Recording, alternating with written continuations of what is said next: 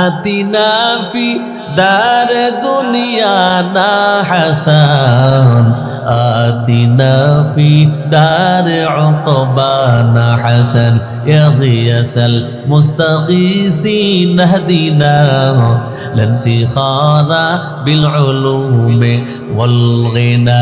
हर घोरी में देने तू तैयार है, जो न मांगे उससे तू बेजार है। আল্লাহ নবী সাল্লাল্লাহু আলাইহি ওয়া আলিহি ওয়াসাল্লামের জামানায় হযরত ওমর রাদিয়াল্লাহু তাআলা আনহু রাস্তার মধ্যে চলে হঠাৎ করে একজন যুবকের সাথে সাক্ষাৎ তার মেলে। ওই যুবক কান্না করতে করতে চোখের পানি দিয়া গালটা ভিজায় ফেলাইছে, দাড়ি বেয়ে বেয়ে পানিগুলো জমিনের মধ্যে পড়তেছে। হযরত ওমর রাদিয়াল্লাহু তাআলা আনহু প্রশ্ন করে, এই যুবক এত কেন কান্না করো? তোমার কান্না করতে করতে চোখ দুইটা লাল হয়ে গেছে। ও যুবক, বলো তুমি কোন অপরাধ করেছো? কি তোমার ব্যথা, কি তোমার দুঃখ? এই যুবক ডাকতে বলে, ওগো ওমর ইবনুল খাত্তাব, আমি যে গুনাহ করেছি পৃথিবীর ইতিহাসে কেউ এই রকম গুনাহ করে নাই। কিয়ামত পর্যন্ত আমার মতো কেউ গুনাহ করবে কিনা আমার সন্দেহ হয়। ওমর ইবনুল খাত্তাব রাদিয়াল্লাহু তাআলা আনহু প্রশ্ন করে, ভাই কি গুনাহ করলা? আমার কাছে খুলিয়া বলো না শুনি। তাই ওই যুবক ডাকতে বলে, ওমর রাদিয়াল্লাহু তাআলা আনহুকে ডেকে বলে, নবীর সাহাবী, এমন গুনাহ আমি করেছি,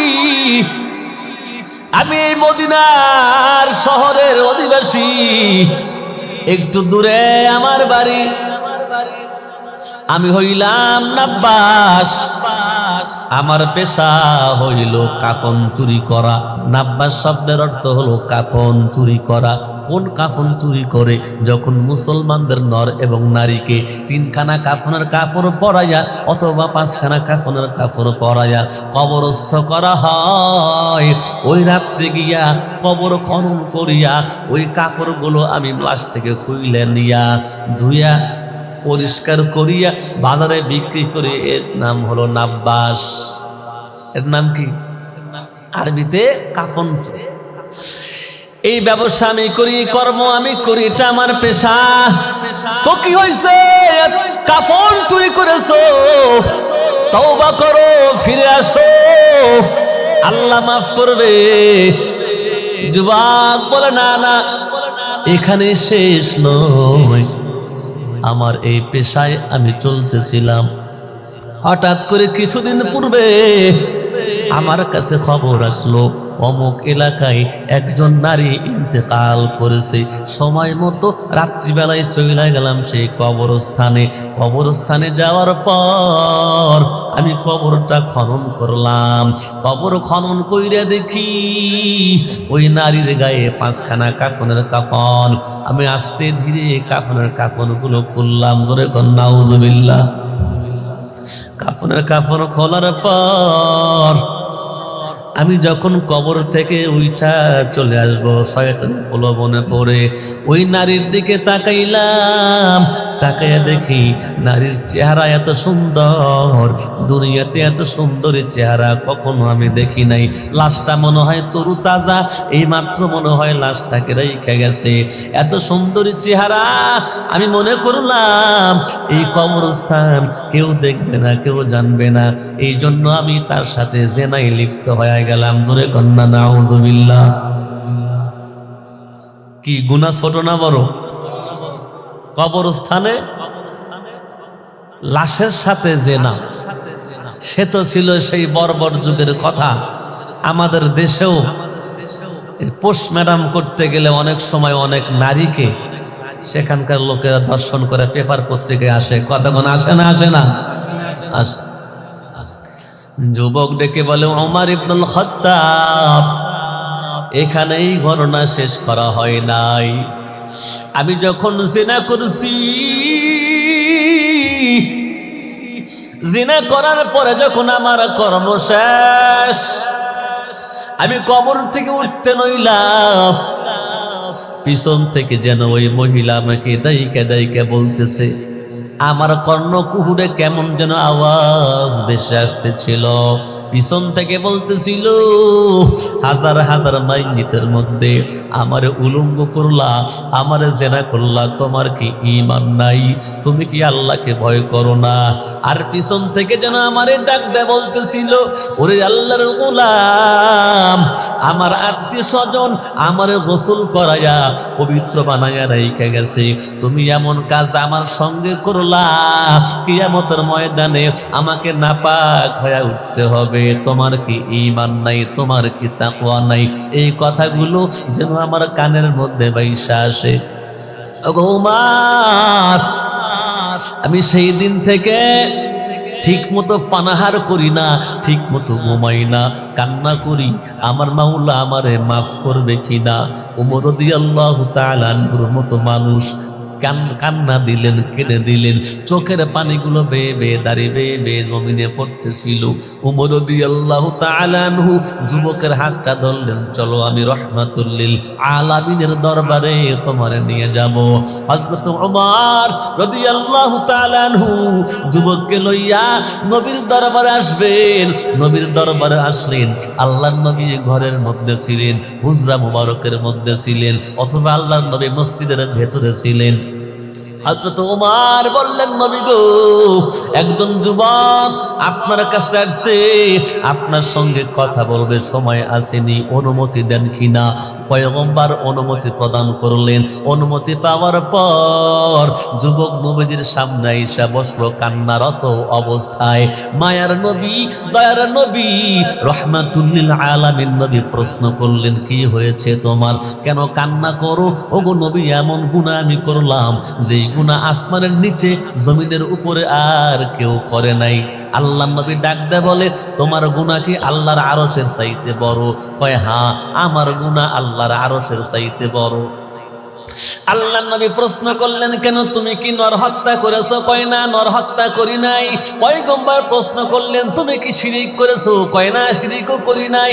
পয়গম্বর বলে, তাইলে কেমনে করে বড় গুনাহ হয়? যুবক এবার কান্না দিয়ে কয়, পয়গম্বর, আমি এইভাবে কাফন চুরি করতাম, কাফন চুরি করতে গিয়ে মহিলার সাথে জেনা করলাম, মাইয়িতার সঙ্গে জেনা করলাম, আমার কানের মধ্যে ভেসে আসতেছি, ও যুবক, তোর কি ভয় হয় না? এতগুলো মানুষের মধ্যে এই কবরস্থানে আমার লগে জেনা করলি, আমার পরিবার পরিজন আমারে পাক বানায়া গোসল করায়া শোয়া দিছে, আমারে না পাক বানায়া চইলা গেলি। এই কথাগুলো বারবার আমার কর্ণে কুহুরে বাইসা আসে। ওগো নবী, আপনি বলেন আমারে আমার আল্লাহ ক্ষমা করবে কিনা? রহমাতুল লিল আলামিন চোখের মধ্যে পানি। আমার নবী বলে, আসলেই তো তোমার গুনাহটা বড় ধরনের গুনাহ।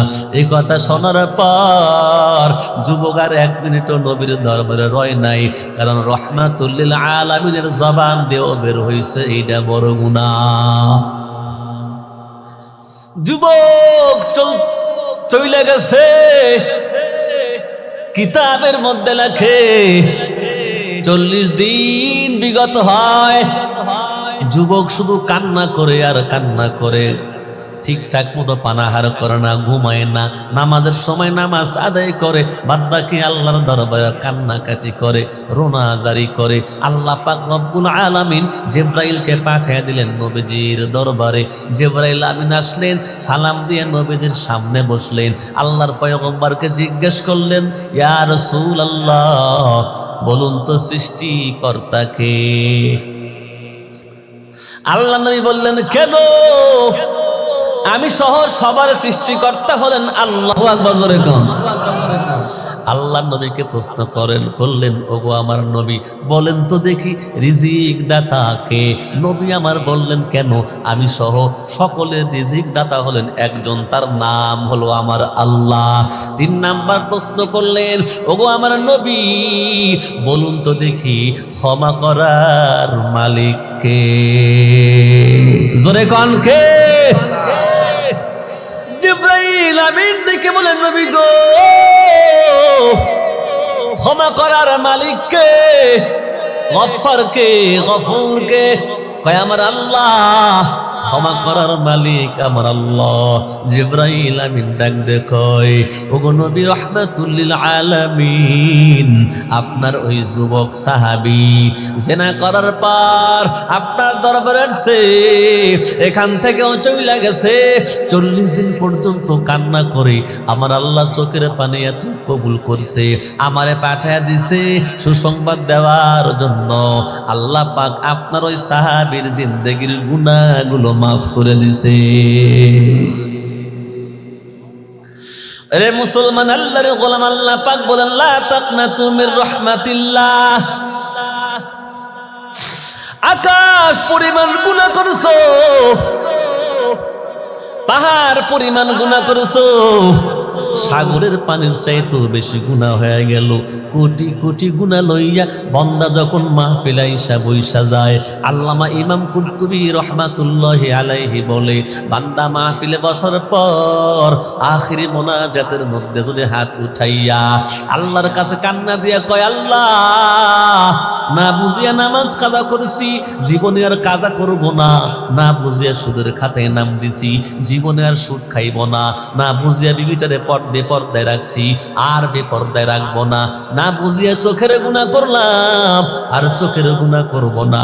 এভাবে যদি বান্দা তওবার মতো তওবা করে, আখিরি মোনাজাতের ভিতর দুখানা হাত তুলিয়া চোখের পানি ফেলাইয়া কান্না করে, আমার আল্লাহ এত দয়ার আল্লাহ, বান্দার চোখের পানি নাকের ডগায় আসার আগেই সগীরা কবিরা সব গুনাহ খাতা মাফ করিয়া এ ময়দান থেকে নিষ্পাপ বানাইয়া বাসায় ফিরাইয়া দিবে। জোরে কোন সুবহানাল্লাহ।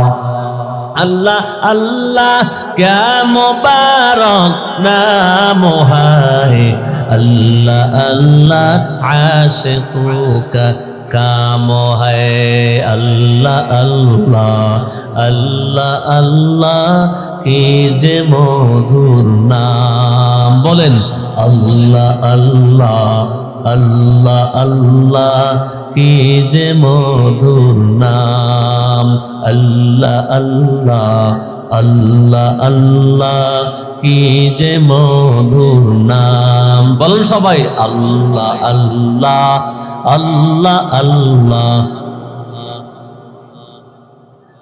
ধরার তামাম মানিক মুক্তা, পান্না হীরা সোনা দানা, হয় না তাহার দাম, কি যে মধুর নাম। আল্লাহু আকবার, জোরে কোন। শোনেন শোনেন এলাকাবাসী, শোনেন দিয়ে মন, ভালো লাগলো আপনাদের এই মাহফিল আয়োজন, ভালো লাগলো আপনাদের এই মাদ্রাসা প্রাঙ্গণ। মারহাবা, জোরে।